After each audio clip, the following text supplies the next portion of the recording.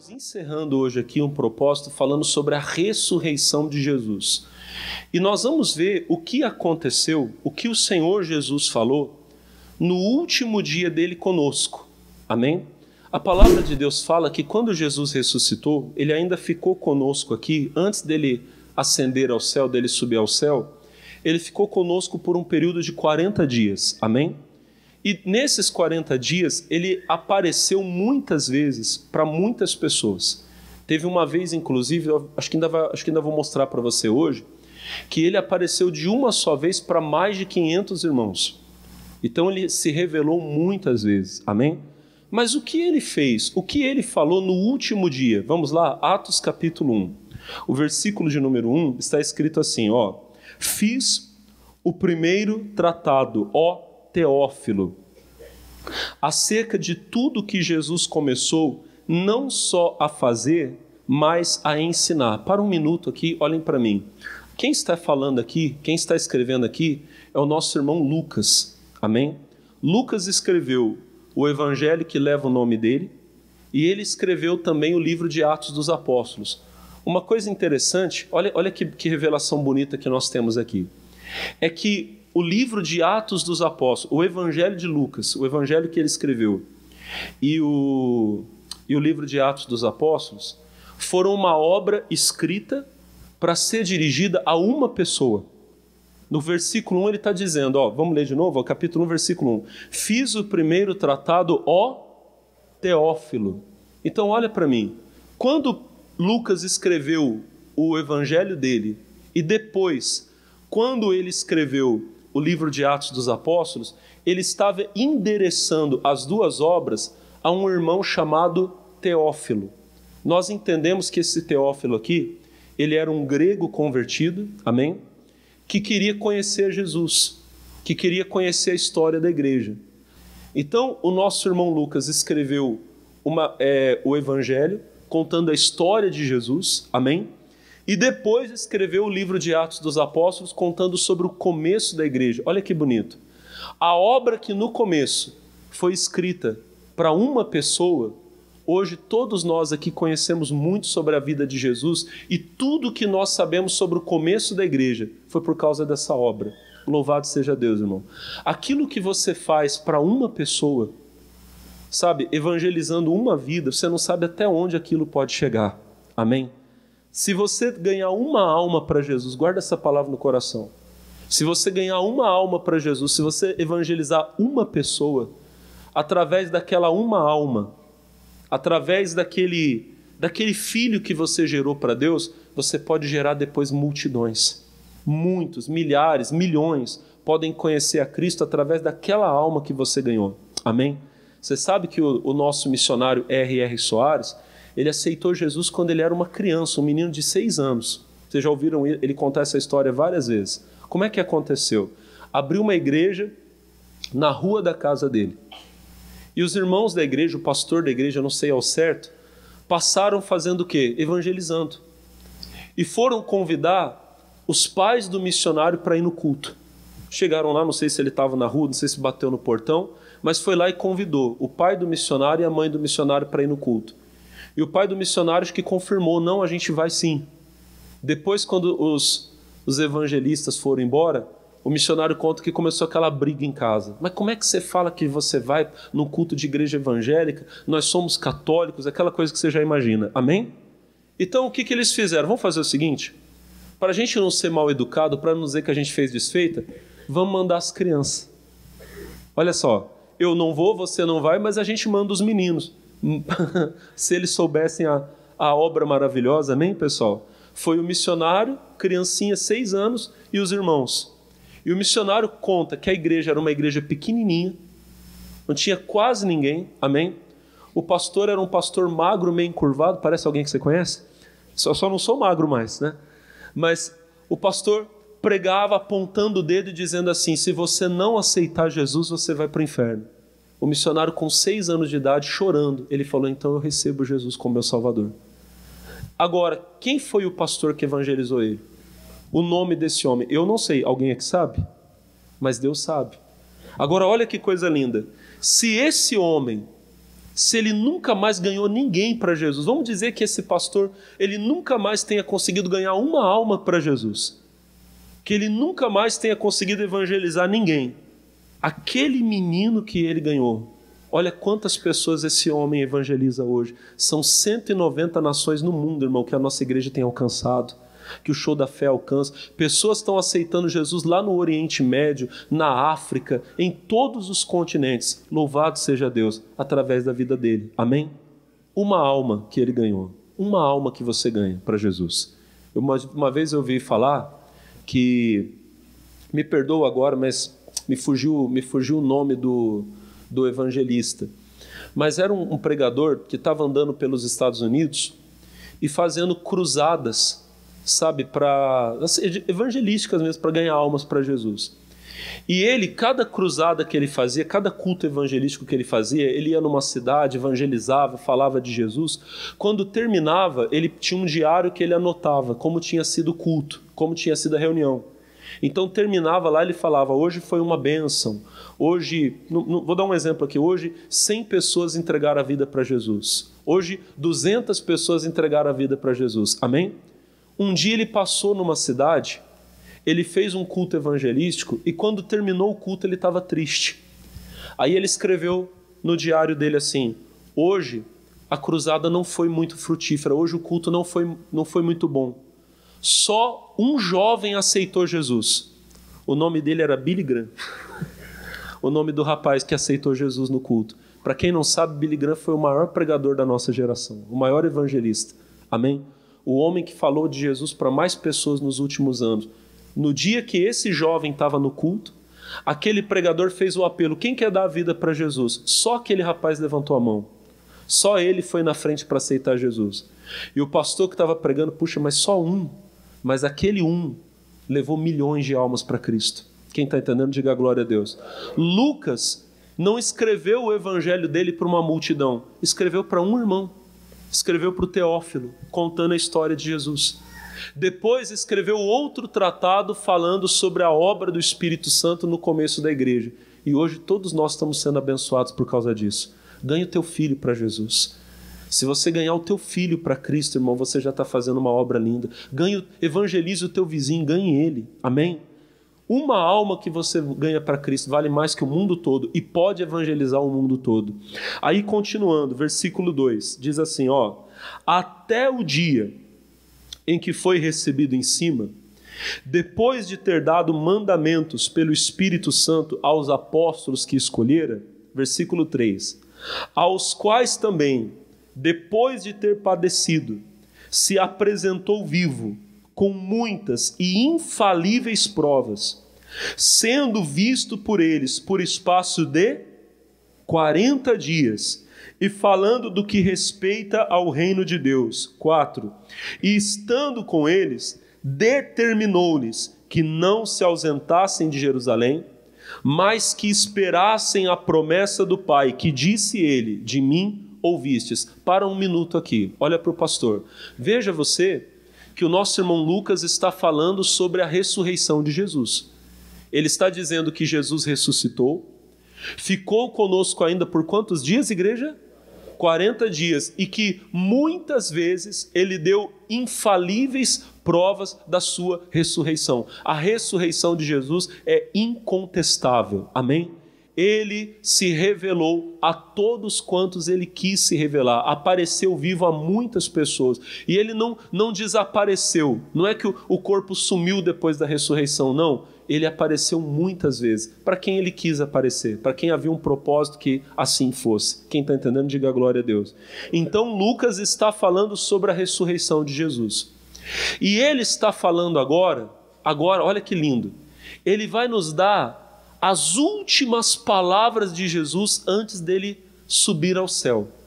Quais foram as últimas palavras de Jesus? Pastor, o que foi que Jesus falou quando ele estava aqui conosco e antes dele subir? Quais foram as últimas palavras dele aqui conosco? Leia comigo, versículo de número 5. Porque na verdade, aqui é Jesus falando, porque na verdade, João batizou com água, mas vós sereis batizados com o Espírito Santo Não muito depois destes dias, versículo 6, aqueles, pois, que se haviam reunido, perguntaram-lhe dizendo: Senhor, restaurarás tu neste tempo o reino a Israel? E disse-lhes: não vos pertence saber os tempos ou as estações que o Pai estabeleceu pelo seu próprio poder.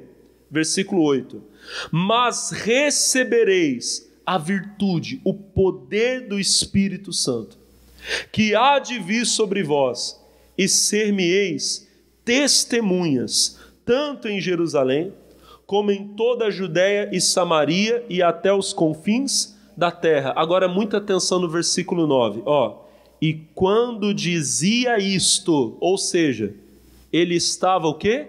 Falando. Enquanto Jesus falava, versículo 9, e quando dizia isto, vendo-o eles, foi elevado às alturas, e uma nuvem o recebeu, ocultando-o aos seus olhos. Quando se der a segunda vinda dele, ele virá sobre as nuvens. Da mesma forma que aqueles irmãos o viram subir, e ele foi subindo, até que a Bíblia diz que ele se escondeu nas nuvens. Muito em breve ele voltará, virá nas nuvens, todo olho verá. Amém? Todos verão, em todos os lugares, todo joelho se dobrará, toda língua confessará que Jesus Cristo é o Senhor. Assim como ele subiu, ele descerá, ele virá. Amém? Essa é a mensagem mais importante da igreja. Ele vem. Amém, meus irmãos? E estejamos todos preparados para o dia da sua vinda. Ele virá buscar aqueles que são dele. Aí você diz: pastor, será que Jesus volta hoje? Eu repito, eu digo a você, ele pode voltar hoje. Todos os dias nós temos que viver como se fosse o dia da vinda do nosso Salvador. Agora, eu sempre digo uma coisa: talvez ele não venha hoje buscar a igreja dele. Pode ser que hoje ele volte aqui para levar o povo dele, pode ser que ele venha hoje buscar a noiva dele. Mas se ele não vier hoje buscar a igreja, ele pode vir hoje para buscar o pastor Alex. Ele pode vir hoje buscar você. Como assim? Hoje pode ser seu último culto. Essa reunião que você está assistindo agora pode ser sua última reunião. Ah, pastor, mas eu sou jovem, saudável, eu tenho uma vida toda pela frente. Eu digo a você, você não tem garantia nenhuma. Eu não sei quando será meu último dia. Espero eu creio que eu vá viver muito. Eu tenho uma promessa de Deus lá no Salmo 90, no versículo 10, que diz que eu vou viver pelo menos 70 ou 80 anos. E que se eu for forte, se eu estiver fortalecido, eu posso viver até mais.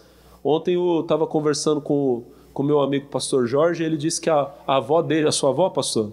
A avó dele viveu até os 120 anos. E isso sem certeza.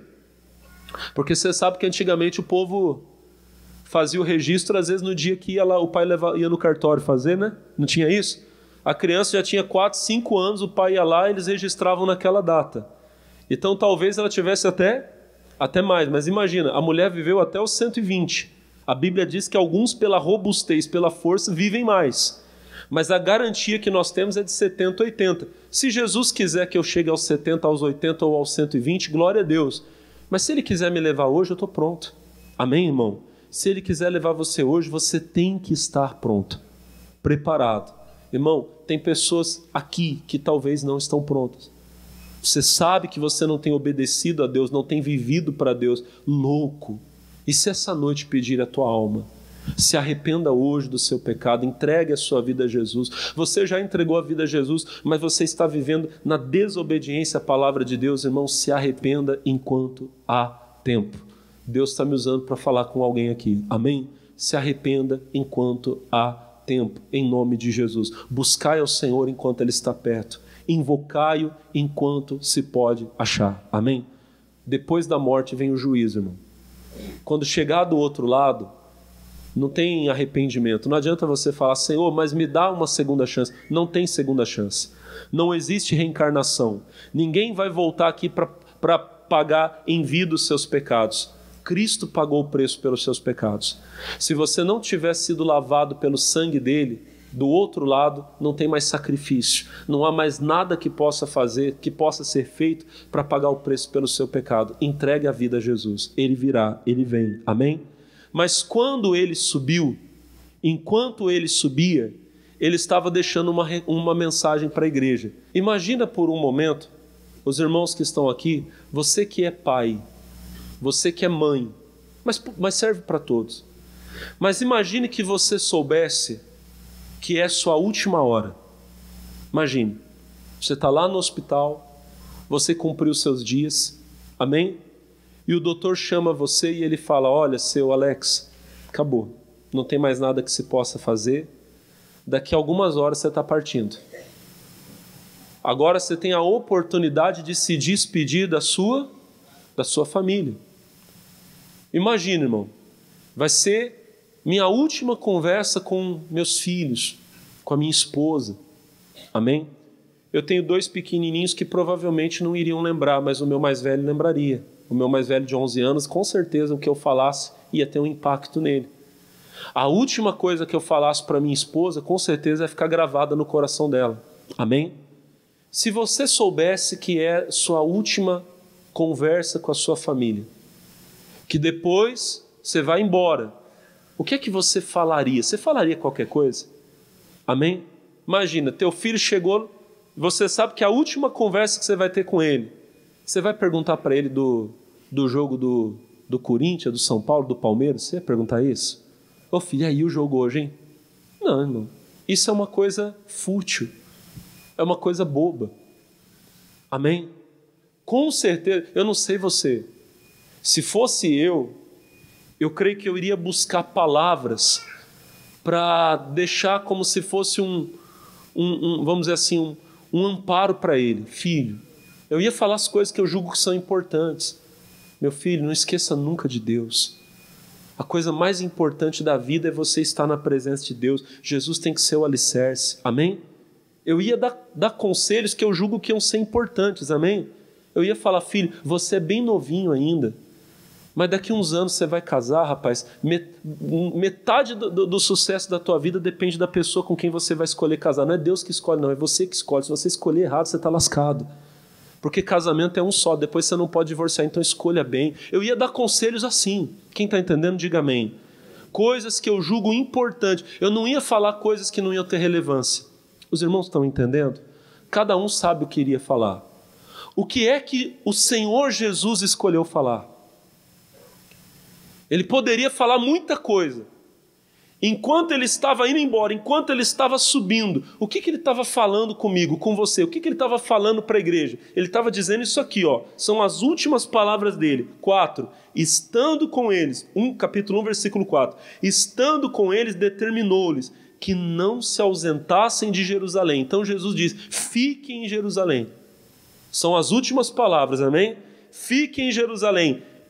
Versículo 4, continua. Mas que esperassem a promessa do Pai que disse ele. Ou seja, ele estava falando, fiquem em Jerusalém e esperem a promessa do Pai. Qual promessa? Versículo de número 5. Porque na verdade João batizou com água, mas vós sereis batizados com o Espírito Santo, não muito depois desses dias. Irmãos, o Senhor Jesus, na sua ressurreição, no último dia em que ele esteve conosco, antes dele subir ao céu, ele ordenou aos discípulos que ficassem em Jerusalém e que esperassem pelo derramamento do Espírito Santo. Vocês vão receber o poder do Espírito Santo. Agora, infelizmente, os discípulos estavam igual a gente. Olha o versículo de número 6. Aqueles, pois, que se haviam reunido, perguntaram-lhe dizendo, Senhor, restaurarás tu neste tempo o reino a Israel? Irmãos, os discípulos estavam preocupados com a situação política de Israel. Eles estavam preocupados se Jesus ia sentar num cavalo e marchar contra Roma, se ele ia enfrentar César, se ele iria fazer de Israel uma nação poderosa, autônoma novamente. Eles estavam preocupados com isso, amém? E Jesus olhou para eles e disse, isso não é o mais importante. Olha o versículo de número 7. E disse-lhes: não vos pertence saber os tempos ou as estações que o Pai estabeleceu pelo seu próprio... Essa palavra é muito forte. Jesus está dizendo para os discípulos dele: meus queridos, o meu Pai não perdeu o poder dele. Não é porque César está sentado no trono que significa que Deus, o Pai, perdeu o governo. Todas essas coisas o Pai estabeleceu pelo seu próprio poder. Irmão, tem crente que ele está mais preocupado com a situação política do país do que em ter uma vida cheia do Espírito Santo. Por favor, eu não estou dizendo para vocês que esse assunto seja um assunto irrelevante. O crente tem que se preocupar com a política, sim. Ele tem que ser ativo, ele tem que ter opinião. Amém? Mas você tem que entender o seguinte, que o homem que está sentado lá na cadeira da presidência, ele não está lá, irmãos, por uma infelicidade. Ele está lá pela permissão de Deus. Tudo que acontece na esfera do governo, tudo que acontece está debaixo do poder de Deus. A nossa lei diz que o poder emana do povo, mas na verdade todo o poder pertence a Deus. Amém, irmão? Nada do que acontece acontece sem a permissão dele. Mas pastor, como é que o senhor pode falar que o homem que está lá... Por favor, eu não estou falando do homem que está lá de uma forma pessoal. Amém?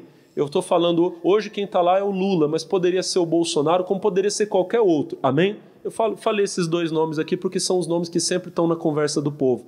A verdade é a seguinte, quando o Bolsonaro estava lá pela permissão de Deus. O senhor Luiz Inácio está lá hoje pela permissão. Deus não perdeu o poder. Amém? Ah, pastor, mas está fazendo isso, está fazendo aquilo. Tudo que o homem fizer, ele vai prestar conta a Deus. Um dia... Bolsonaro vai estar diante de Deus, Lula vai estar diante de Deus, Alex vai estar diante de Deus, todos nós estaremos diante de Deus. E cada um de nós terá que prestar conta daquilo que fez com o poder que o Senhor nos deu. E a Bíblia diz que a quem muito foi dado, muito será o quê? Cobrado. O homem que se assenta numa cadeira de governo, ele tem nas mãos uma caneta, e com um decreto dele, ele pode acabar com a fome das pessoas.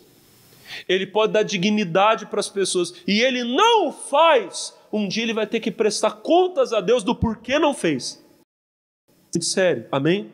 E eu estou falando daquele que está lá hoje, como daqueles que estiveram antes dele e aqueles que estarão. Amém? O poder é dado por Deus. Deus fala, tudo bem, eu permito que você esteja lá, mas um dia você vai prestar conta a Deus. Irmãos, eu prestarei conta a Deus do trabalho que eu tenho feito aqui. Foi o Senhor que me permitiu chegar aqui.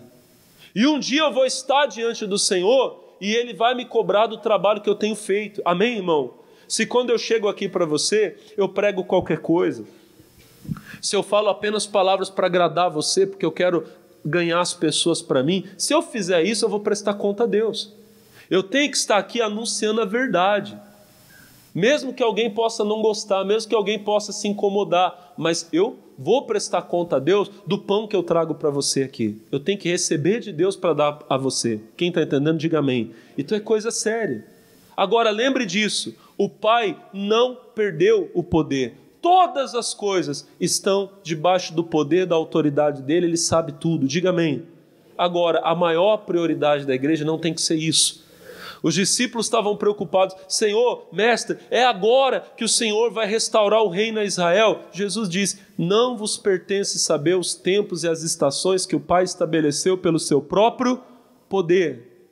Mas então o que é que nós temos que nos preocupar? Versículo 8, mas recebereis a virtude do Espírito Santo que há de vir sobre vós, e ser-me-eis testemunhas, tanto em Jerusalém, como em toda a Judéia e Samaria e até os confins da terra. Amados irmãos, a nossa maior preocupação deveria ser, deve ser, onde estivermos, ser uma testemunha de Jesus Cristo. Você está trabalhando onde você está para mostrar Jesus para aquelas pessoas. A casa que você mora, você tem a missão de mostrar Jesus para aqueles que lá estão. Amém? Seus vizinhos, irmão, onde você estiver, você é um testemunha de Jesus. Mas você só poderá sê-lo com o poder do Espírito Santo.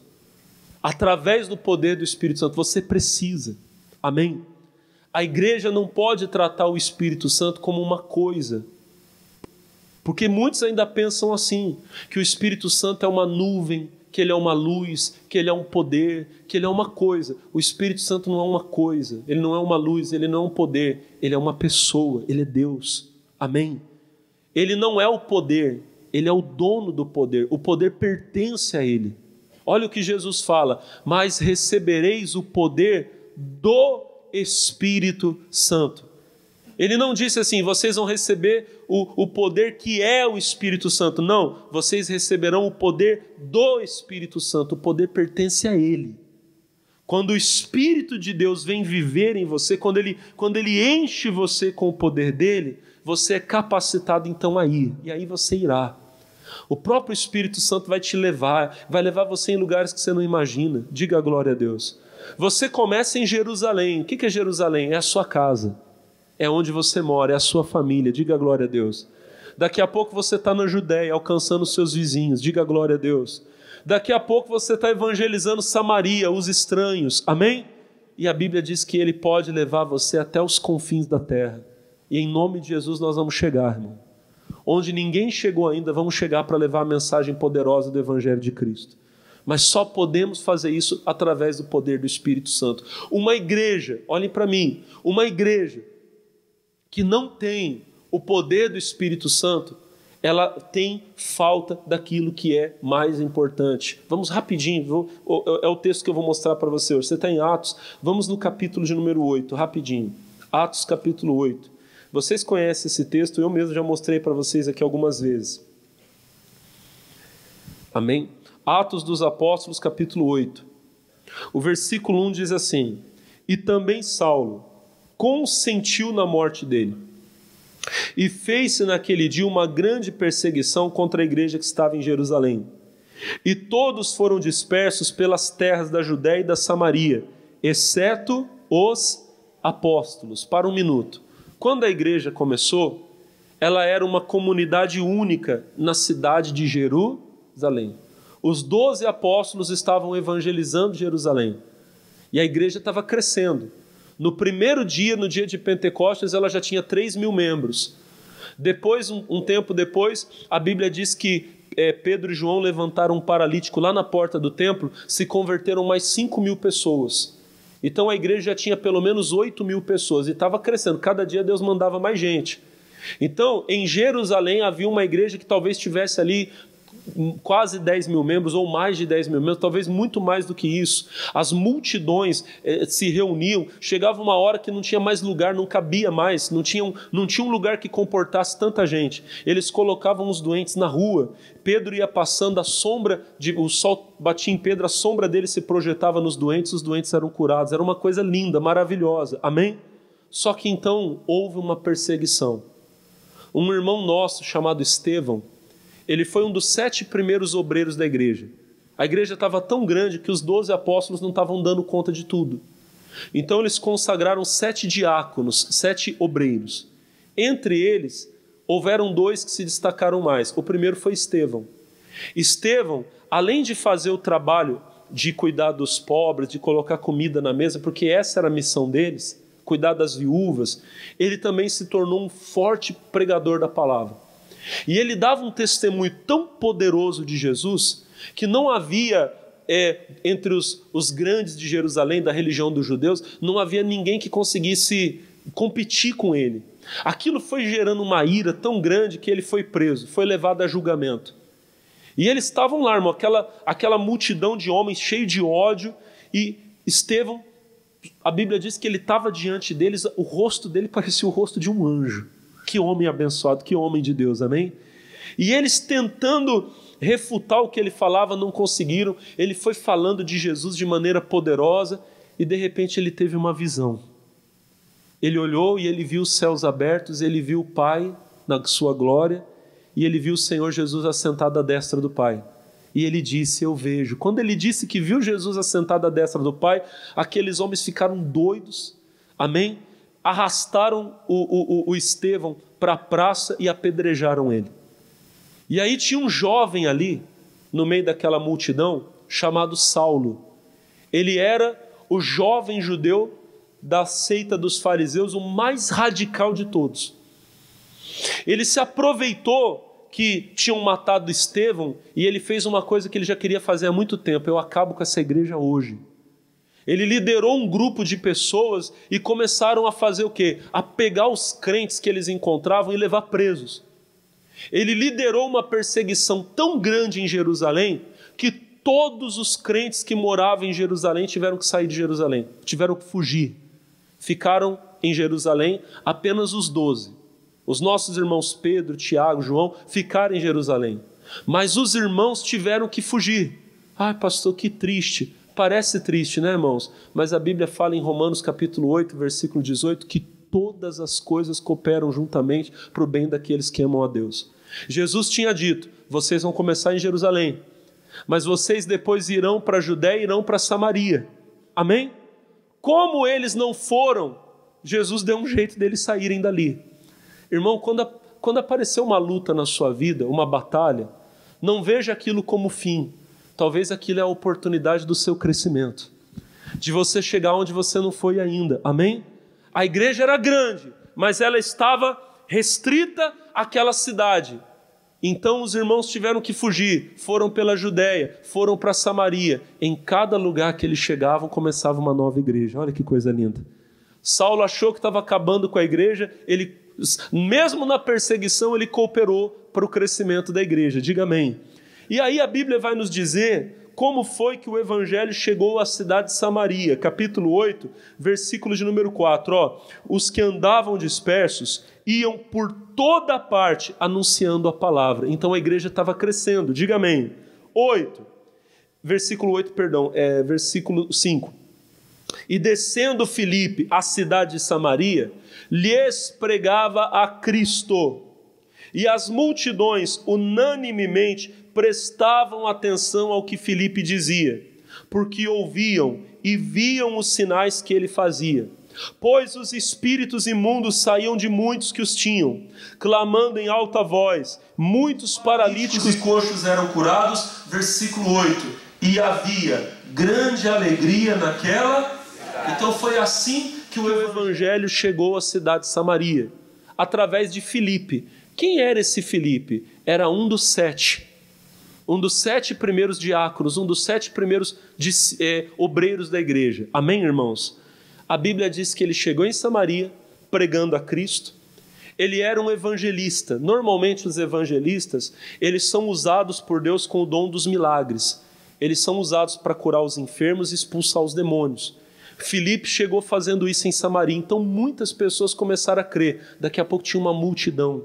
E era uma multidão alegre que tinha recebido a Cristo. Amém? Não tinha mais demônio, os doentes estavam curados, o povo estava feliz. Era uma igreja perfeita, sim ou não? Sim ou não? Sim ou não? Faltava uma coisa. Olha para o irmão e fala: faltava uma coisa. Pula um pouquinho para frente, capítulo 8, versículo 14. Lê comigo. Os apóstolos, pois, que estavam em Jerusalém, ouvindo que Samaria recebera a palavra de Deus, enviaram para lá Pedro e João, os quais, tendo descido, oraram por eles, para que recebessem o Espírito Santo. Versículo 16, olha a ênfase que o texto vai dar. Porque sobre nenhum deles tinha ainda descido, mas somente eram batizados em nome do Senhor Jesus. Versículo 17, então lhes impuseram as mãos e receberam o Espírito Santo. Eu gosto disso aqui. Alguns irmãos nossos, principalmente os nossos irmãos tradicionais, eles insistem em dizer que receber Jesus e receber o Espírito Santo é a mesma coisa. Eles vão dizer assim: mas como é que pode? Eles vão falar assim: quando uma pessoa é evangelizada e ela aceita Jesus, é claro que o Espírito Santo vai viver dentro dela. Irmão, essa não é uma verdade completa. É uma meia verdade. Você precisa entender isso. Receber a Cristo é uma coisa. Receber o Espírito Santo, ser cheio do Espírito Santo, ser batizado com o Espírito Santo é outra coisa. Pastor, mas na obra da conversão, na obra da salvação, Não existe ação do Espírito Santo? É claro que existe. Quem evangelizou Samaria foi Filipe, amém? Filipe era um homem cheio do Espírito Santo.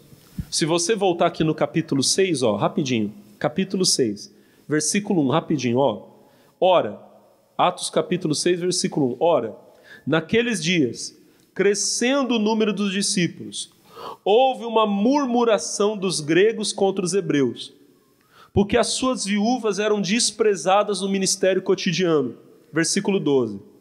E os 12, convocando a multidão dos discípulos, disseram: não é razoável, não é certo, que nós deixemos a palavra de Deus e sirvamos as mesas. Agora, olha como é que eles escolheram os primeiros obreiros da igreja. Versículo 3. Escolhei, pois, irmãos, dentre vós, 7 varões, 7 homens. Primeiro lugar, o que eles tinham que ser? De boa reputação. O obreiro tem que ter boa reputação. Se ele não tem um bom nome, ele não pode ser obreiro. O que mais? Cheios do Espírito Santo. Se um homem e uma mulher não é cheia do Espírito Santo, não pode ser obreiro. Continua. De saber, o obreiro, a obreira tem que ser um homem de sabedoria. Ele tem que saber como responder, saber como ensinar, como orientar, de sabedoria. Aos quais constituamos sobre esse importante negócio, mas nós perseveraremos na oração e no ministério da palavra. Versículo 5. E este parecer contentou a toda a multidão, e elegeram, olha quem foram os escolhidos: Estevão, homem cheio de fé e do Espírito. Então Estevão era um homem cheio do Espírito Santo. Que mais? E Filipe. Para quê? Esse Filipe foi ele que evangelizou Samaria. Amém, irmãos? Eu sou muito assim, eu tenho um carinho muito grande pela obra de Deus na vida desse homem aqui, desse Filipe. O meu segundo menino, o meu filho do meio, é Filipe por causa dele. Amém? Mas pastor, não tinha um Filipe entre os apóstolos? Era, mas o Filipe lá dos apóstolos, eu não sou tão fã dele não. Porque uma vez Jesus perguntou um negócio para ele, ele não respondeu direito. Jesus olhou para ele e falou assim: aí Filipe, como é que nós vamos dar comida para todo esse povo? E ele disse assim: Jesus, nem que tivesse 200 dinheiro de pão, a gente não ia dar comida para todo. Então ele não tirou nota boa na prova. Então eu não sou muito fã dele não. Eu amo ele em Cristo. Tenho certeza que ele foi um grande homem de Deus, amém? Mas esse daqui, eu gosto dele. Quando a igreja começou a crescer muito, não é que eu não gosto do outro, irmão, alguém vai pensar mal de mim, tá? Mas esse aqui, olha que bonito. Quando a igreja foi escolher os 7 primeiros obreiros, ele era o segundo da lista. O Estevão era muito cheio do Espírito Santo, então escolheram Estevão. Aí depois vem Filipe, diga amém. Quando mataram Estevão, quando apedrejaram Estevão, aí o Filipe entra na história. Ele desce para Samaria e ele sacode Samaria. Por quê? Porque ele era um homem cheio do Espírito. Então, havia uma ação do Espírito Santo em Samaria? É claro que havia. O versículo que a gente acabou de ler aqui, o capítulo 8, versículo 8, lá onde fala da evangelização, 8:8, vamos lá, e havia grande alegria naquela... Irmão, a alegria é um fruto de quem? A alegria é um fruto de quem? Do Espírito Santo. Gálatas capítulo 5, versículo 22. O que diz Gálatas 5, 22? Mas o fruto do Espírito é amor. Em segundo lugar é o quê? Gozo. Gozo significa o quê, igreja? Alegria. Olha para mim. A primeira coisa que o Espírito Santo produz em você é o amor. Amém? A segunda coisa, ele te enche de alegria. Toda pessoa que é cheia do Espírito Santo, ela tem a alegria de Deus. Vem luta, vem batalha, vem, mas nada tira a nossa alegria. Diga amém. Então, aquele povo estava cheio de alegria. O homem que evangelizou aquela cidade era um homem cheio do Espírito Santo. Aquele povo estava cheio de alegria. Havia uma obra do Espírito Santo ali, é claro que havia, mas ainda faltava o batismo no Espírito Santo. Faltava essa bênção. Lá em Jerusalém chegou a notícia. Os 12 ainda estavam lá. E alguém chegou e disse: olha, Samaria está uma coisa linda. O nosso irmão Filipe chegou em Samaria, evangelizou aquele povo, ele expulsou os demônios, curou os enfermos, agora tem uma multidão, o povo está feliz. Olha que bonito. Aquele povo já tem o Espírito Santo? Não, ainda não. Então não pode. Vamos mandar 2 irmãos lá para orar. Mandaram Pedro e João. Amém? Para você entender que Pedro e João eram tão servos como todos os outros eram. Amém, pessoal? Tem uma coisa aí do povo dizer que Pedro é o principal. Pedro foi um grande homem de Deus. Amém? um homem abençoado. O meu primeiro filho, o meu primeiro filho tem o nome dos dois, é Pedro Paulo, amém? Eu sou muito fã do Pedro e muito fã do Paulo.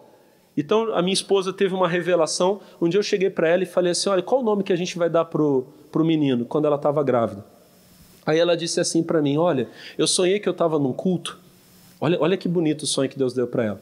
Eu falei assim, ela disse, eu sonhei que eu estava num culto e perguntavam para mim qual era o nome do menino e eu não tinha escolhido.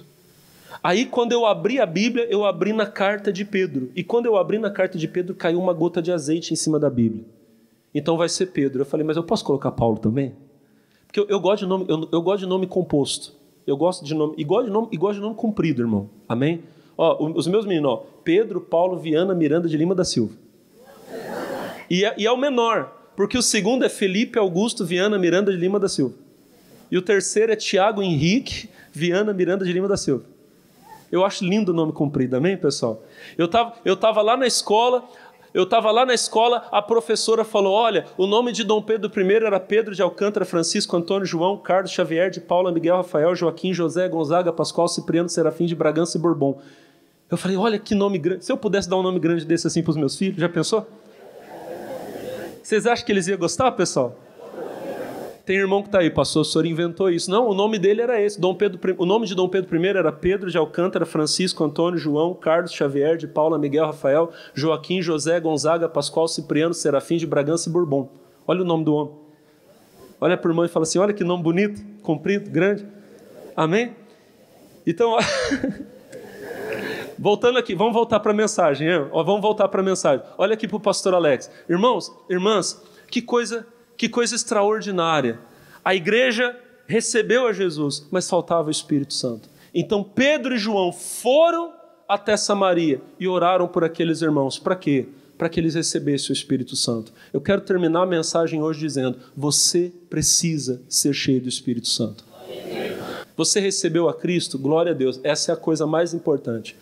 Mas depois que você recebe a Cristo, por mais que você tenha sido curado, que você esteja cheio de alegria, como estava o povo de Samaria, você precisa do Espírito de Deus. Amém? Quem quer ser cheio do Espírito Santo? Então vamos orar agora em nome de Jesus. Fiquem de pé. Eu vou orar. E nessa primeira oração eu creio que Jesus já vai encher muitos aqui. Diga, eu quero, Senhor. Levante as mãos agora e peça. Diga, vem Espírito de Deus. Comece a pedir agora, irmão. Se você abrir seus lábios, se você orar de todo o coração, se você pedir, você receberá. Que você receba agora. Coloque o Espírito de Deus como uma prioridade na sua vida. Aleluias. A Bíblia diz, no livro de Atos dos Apóstolos, no capítulo 1, no versículo 15, que naquele dia haviam 120 pessoas, quase 120 pessoas reunidas. O Senhor Jesus apareceu vivo. De uma só vez, Ele apareceu para mais de 500 irmãos. Mas naquele dia, haviam apenas 120. Muitos não julgaram que o Espírito Santo, do qual Jesus havia falado, fosse uma prioridade. Muitos estavam cuidando de outros assuntos, mas haviam ali 120 que disseram, eu quero. Hoje nós temos uma multidão muito maior do que isso aqui. Nós temos muito mais do que 120 pessoas aqui nesse lugar. E eu declaro que todos de vocês agora serão cheios do Espírito Santo. O dia de Pentecostes está chegando no calendário, mas para muitos o dia de Pentecostes será hoje, será agora, porque Ele está vivo, Ele ressuscitou. E se você crê que Ele está vivo, diga glória a Deus. E quando Ele subiu, Ele enviou o poder dEle. Quando Ele subiu, Ele enviou o Espírito Santo. Seja cheio do Espírito de Deus agora. Oh, aleluia! Vem Espírito Santo, vem Espírito de Deus, enche o teu povo, enche a tua igreja. Aleluia, aleluia. Assim como a costa anseia por água, como terra seca precisa da chuva, meu coração tem sede de ti, tem sede de ti, Rei meu e Deus meu, e Deus meu. Assim, assim como anseia, como terra seca, como, aleluia, precisa da chuva, meu corpo, aleluia, tem sede de ti, Rei meu, e Deus meu, e Deus meu, faz chover, Senhor Jesus, derrama chuva neste lugar, vem com teu rio, Senhor Jesus, inundar o meu coração, vai chover, Senhor Jesus, derrama chuva neste lugar, vem com teu rio, Senhor Jesus, inundar o meu coração. Canta, igreja, assim como a costa, assim como anseia, como terra seca, como precisa da chuva, meu coração tem sede de ti, Rei meu e Deus meu. Assim como a costa, assim anseia, como terra seca, como terra precisa, meu coração tem sede de ti, Rei meu, e Deus meu, vai chover, Senhor Jesus, derrama chuva neste lugar, vem, Senhor, vem com teu rio, Senhor, inundar o meu coração, vai chover, Senhor Jesus, derrama chuva neste lugar, vem com teu rio, Senhor, inundar o meu. Então agora, irmão, seja inundado, seja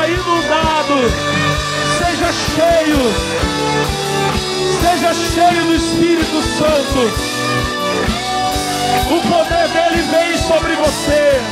Aleluia, aleluia, aleluia. Ebalaba canta, lava chora, balaba clama, lava, lava. Ebalaba chora, bala canturia, lava, lava. Aleluia. Vem Espírito Santo. Vem Espírito de Deus, encher este lugar, encher a tua igreja. Aleluia, aleluia.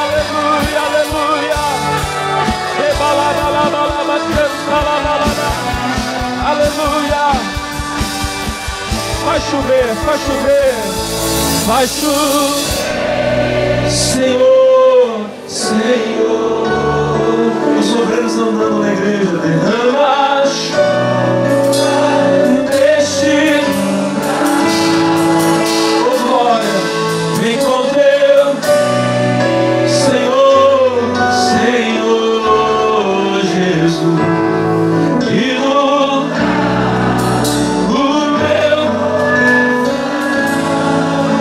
Espírito Santo, irmãos, todos agora levantem as mãos. Oh, aleluia, aleluia, aleluia. A maneira mais fácil de você ser cheio do Espírito Santo é quando você adora, é quando você louva, porque a Bíblia diz que o Espírito de Deus habita no meio dos louvores. Então, enquanto nós adoramos, Ele se faz presente. Enquanto você vai dando glória a Deus, mas você tem que abrir a boca, irmão. Você tem que abrir a boca, irmã. Enquanto você vai dando glória, enquanto você vai louvando a Deus, a unção dele vai tomando você. A unção dele vai tomando você e vai enchendo a sua vida. É agora, Espírito Santo, vem, vem, vem, vem, vem sobre nós. Vem, vem, vem sobre a igreja.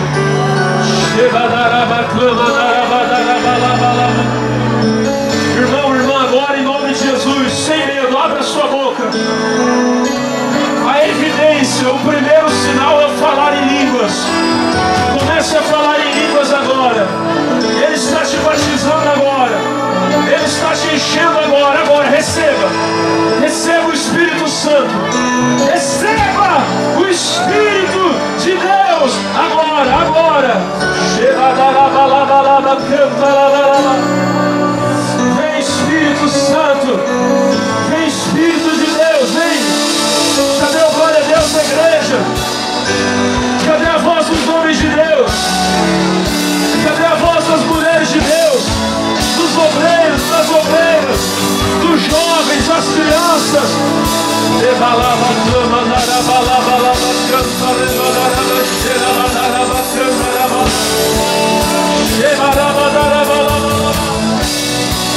Receba agora, receba agora.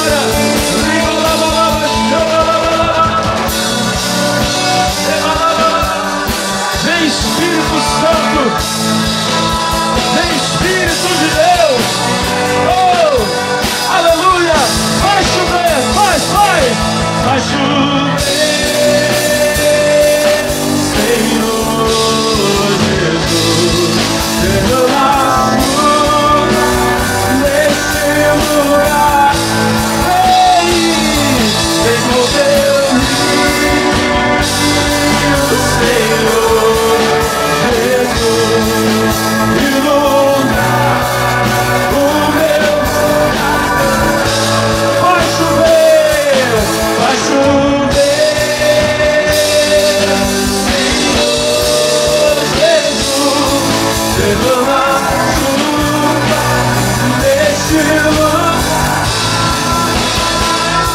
Vem com Deus, Senhor Jesus, Senhor, ilumina, ilumina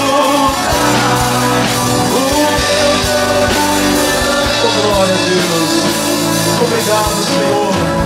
Irmãos, irmãs, e agora, levantem as mãos aqui na direção do altar.